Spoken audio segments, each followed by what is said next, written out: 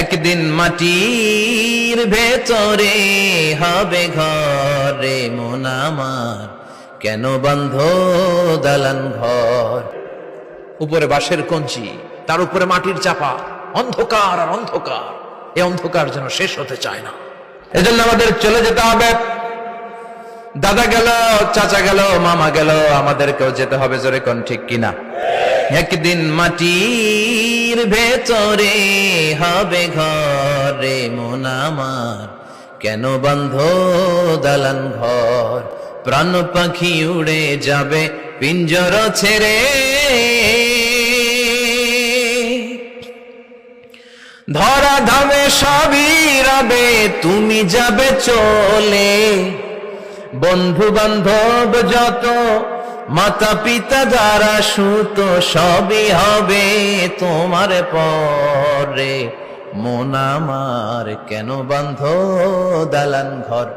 একদিন মাটির ভেতরে হবে ঘরে মন আমার, কেন বন্ধ দালান ঘর। ঠিক কিনা?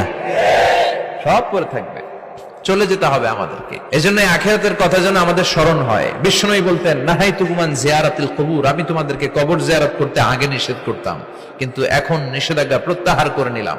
এখন সব সময় তোমরা কবরের সামনে যাবা আর জিয়ারত করবা।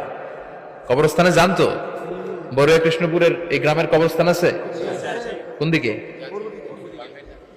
পূর্ব দিকে আছে, গোখরার জলের ওদিকে। যান আপনারা, একটু যাবেন, একটু গেলে আখিরাতের কথাটা স্মরণ হবে। ওখানে ছোট শিশুরা শুয়ে আছে, কিশোর যুবকরা আছে, আপনার মতো তাগড়া যুবক, মুরব্বীরা আছে। এরা এই এলাকায় থাকতো, এরা আকাশ থেকে নেমে আসে না, এই এলাকার সন্তান আজ নাই। একটা সার্টেন পিরিয়ড শেষে আপনিও থাকবেন না।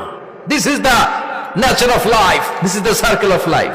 ছোট্ট শিশু হয়ে এসেছিলেন, শৈশব, কৈশোর, যৌবন, প্রৌঢ়ত্ব। আগে ছিলেন সিঙ্গেল, বিয়ে করে হয়ে গেলেন ডবল। এরপরে আল্লাহ আপনাকে একটা মেয়ে দিল, এরপরে মেয়েকে বিয়ে দিয়ে শ্বশুর হলেন, এরপরে ওই মেয়ের ঘরে সন্তান হতে নানা হলেন। আর কতদিন? অনেক দিন হলো তো, অনেক লম্বা সময় পেয়েছেন আপনি। Think about death. এবার যাওয়ার কথা ভাবেন, আখিরাতের সামানের কথা ভাবেন, ফিরে যেতে হবে। কি শক্তিশালী যুবক, বার্ধক্য চলে আসলে লাঠি ছাড়া চলতে পারে না। কুচকুচে কালো দাড়ি সাদা হয়ে যায়, দাড়ির শুভ্রতা, বয়সের ভার, রং ধরা যৌবন জং ধরে শেষ। This is the circle of life. যুবক ভাইরা, এটাই জীবন, চলে যেতে হবে, কেউ থাকতে পারবে না।